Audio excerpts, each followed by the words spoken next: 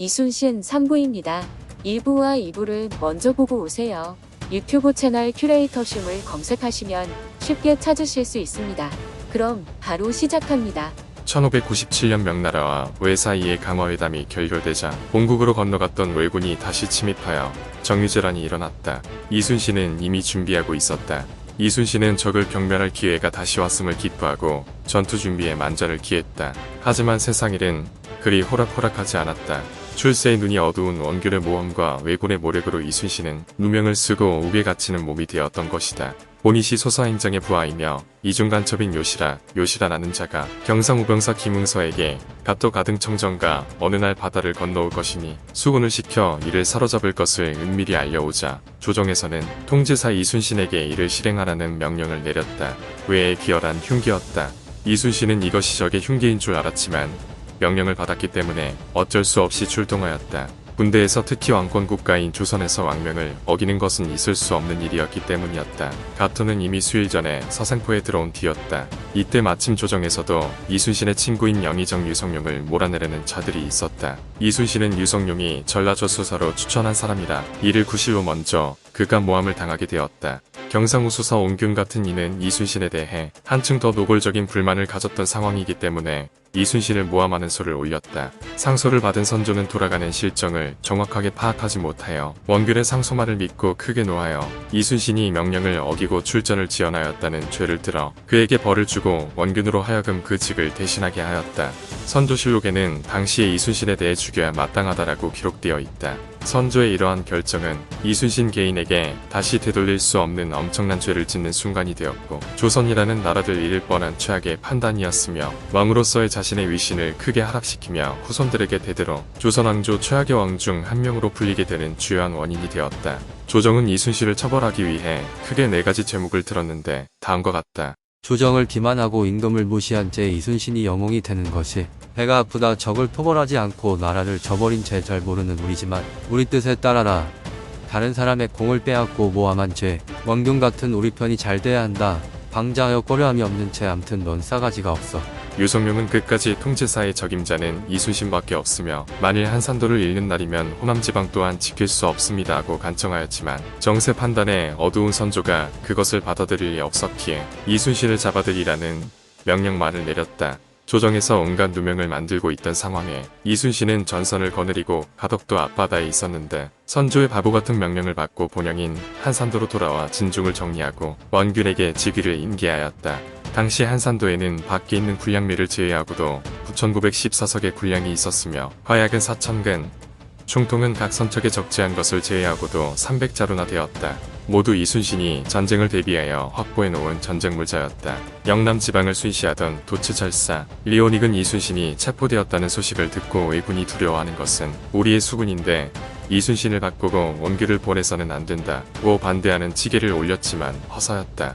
이순신이 서울로 압송되자 지나는 곳곳마다 남녀노소 할 것 없이 백성들이 모여들어 통곡을 하며 사또는 우리를 두고 어디로 가십니까? 이제 우리는 모두 죽었습니다 하였다.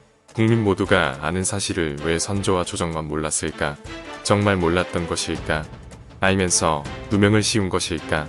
서울로 압송된 이순신은 이미 해전에서 혁혁한 공을 세워 나라를 위기에서 구하였지만 그러한 공로도 아는 곳 없이 1차 신문 때 한 달여 동안 혹독한 조사를 받았다. 얼마나 억울했을까. 그는 남을 끌어들이거나 헐뜯는 말은 한마디도 없이 자초지종을 낱낱이 구하였다. 나 같으면 화병 걸려서 죽었을 듯. 1차 신문으로 몸이 쇠약해지자 이순신은 우의정 정탁의 적극적인 변호로 인해 추가적인 신문을 받지 않게 되었으며 도원수, 권율의 마카로 들어가 두 번째 백의종군을 하게 되었다. 남해안으로 향하던 그는 중도에서 어머니의 부고를 받고 세상 천지에서 나 같은 일을 겪는 수도 있을까?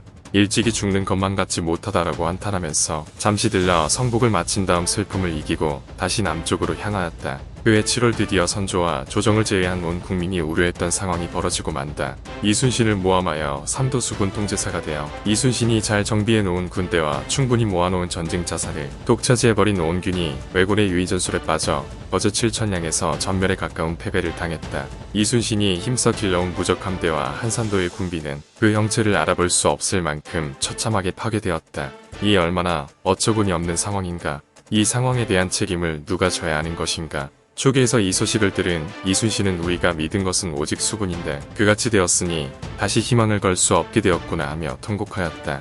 원균의 패보가 조정에 이르자 조야가 놀라서 어찌할 바를 몰랐고 왕은 비국 대신들을 불러 의논하였으나 당황하여 바로 대답도 못하였다. 그야말로 국군이 풍전등화에 있게 자초한 자들은 아무도 책임지지 않고 우왕좌왕했던 것이다. 오직 병조판서 이양복만이 그를 다시 통치사로 기용할 것을 주장하였을 뿐이었다. 이리하여 무능한 왕선조는 조정을 기만하고 임금을 무시한 죄, 적을 토벌하지 않고 나라를 저버린 죄, 다른 사람의 공을 빼앗고 모함한 죄, 방자하여 꺼려함이 없는 죄 등 말도 안 되는 죄명을 뒤집어 씌워 죽이려고까지 하였던 이순신을 다시 통치사로 기용하지 않을 수 없었다. 영상을 제작하며 콘텐츠를 만들고 있는 이 순간에도 선조와 단파 싸움에 나라를 망치고 있는 조정에 화가 난다. 나라가 위기에 처해 있는데 질투와 모함이 웬 말인가? 왜 이런 자들이 국정을 휘두르는 나라였단 말인가? 입이 10개라도 할 말이 없을 선조는 변명할 말이 궁하였던지 이순신에게 내리는 교서에서 지난번의 경에 관직을 빼앗고 죄를 주게 한 것은 또한 사람이 하는 일이라 잘 모르는 데서 나온 것이요. 그래서 오늘날 패전의 욕을 보게 된 것이니 그 무엇을 말할 수 있겠소 하며 얼버무렸다. 참으로 무책임한 발언이다. 가산을 탕진하고 아임소리하는 것과 무엇이 다른 것인가. 어처구니 없는 상황 속에서 통제사에 재임용된 이순신은 남의 등지를 두루 살폈으나 남은 군사 120인에 병선 12척이 전부였다. 그가 준비해놓은 전쟁 자산은 원결에 의해 모두 사라졌다. 하지만 이순신은 실망하지 않고 조정의 만류에도 불구하고 수전에서 적을 맞아 싸울 것을 결심하였다.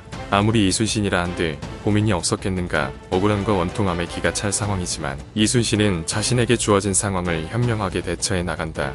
이순신은 왜 그토록 괴롭히던 선조의 부름에 응했을까? 나 같으면 과연 응했을까? 8월 15일 다시 돌아온 이순신은 진도와 해남 사이 울돌목에서의 해전에 앞서 장병에게 필사즉생 필생즉사의 필승의 신념을 일깨우고 13척의 전선과 빈약한 병력으로 10배가 넘는 133척의 왜군과 대결하여 31척을 침몰시키는 큰 전과를 올렸다. 이 싸움 모함에서 벗어나 다시금 통지사로 부임한 뒤에 최초의 대첩이며 수군을 재기시키는데 결정적인 구실을 한 전투였는데 이름하여 그 유명한 명량대첩이다. 풍부한 전투성과 물자를 보유하고도 대패한 원균의 7전량해전에 비교하여 물리적으로 말도 안 되게 열세인 상황에서 이긴 승리였기에 명량대첩은 세계해전사의 전무후무한 기록으로 남아있다. 명량대첩으로 제해권을 다시 찾은 그는 목포 고화도를 본거지로 삼았다가 다음해 2월에 고금도로 영을 옮긴 다음 군사를 옮겨 진을 설치하고 백성들을 모집하여 널리 둔절을 경작시키고 오염도 판매하였다. 원균이 날려버린 군사자산을 다시금 모아야 하는 것이다. 이건 밑 빠진 독에 물 붓기도 아니고 무능한 선조와 부패한 조정의 잘못된 판단으로 날려버린 이 울분을 어떻게 보상받을 수 있을 것인가. 당시엔 왕이 선거제가 아니었기 때문에 백성들이 어쩔 수 있는 상황이 아니었지만 나라를 이끌 지도자는 정말 신중하게 선출해야 하고 지도층은 자신들의 사리사욕을 채우는 것이 아니라 백성들을 위해 진정한 노블레스 오블리주를 실천해야 한다.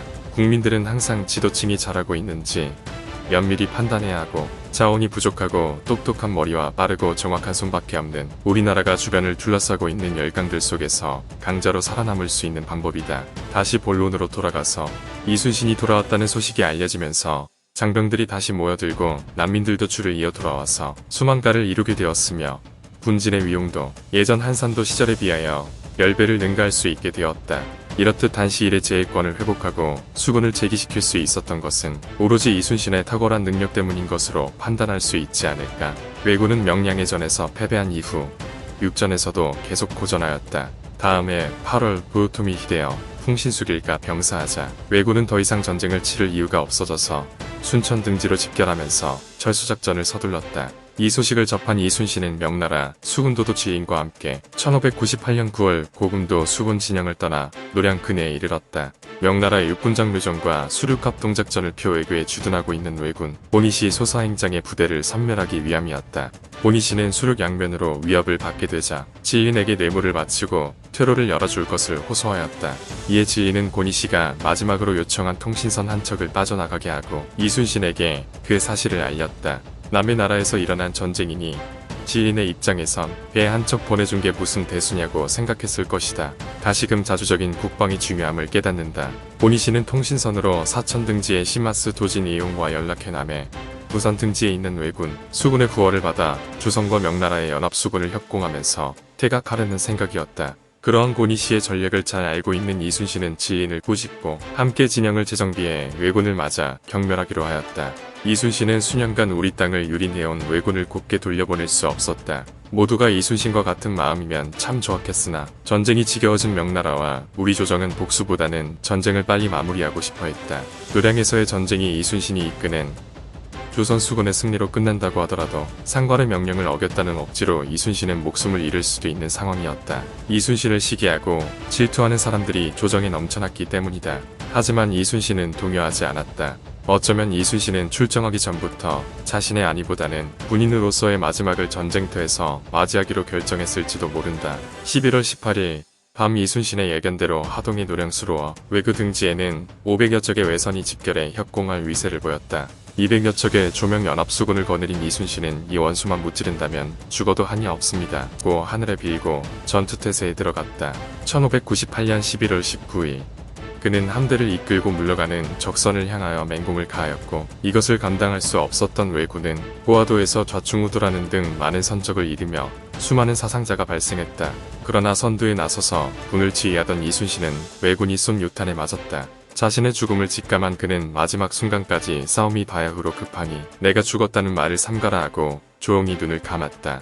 운명을 지켜보던 아들은 슬픔을 이기지 못하여 그대로 통곡하려 하였으나 이문옥이 곁에서 곡을 그치게 하고 옷으로 시신을 가려 보이지 않게 한 다음 북을 치며 앞으로 나아가 싸울 것을 재촉하였다.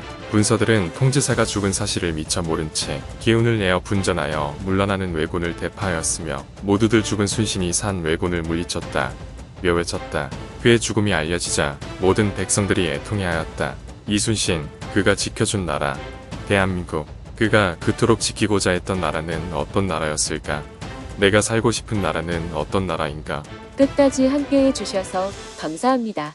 4부에서는 이순신에 대한 국내외의 평가에 대해 생각해 보겠습니다. 커밍순.